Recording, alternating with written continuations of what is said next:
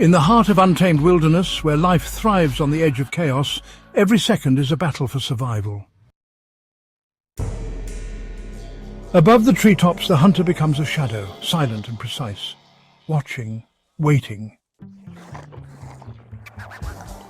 On the forest floor, the predator moves like a ghost, each step calculated, every move deliberate.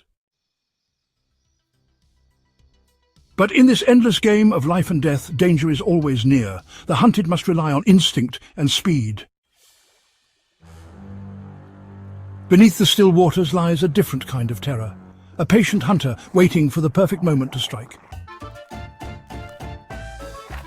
From the frozen tundra to roaring rivers, nature's warriors fight not for glory, but for survival.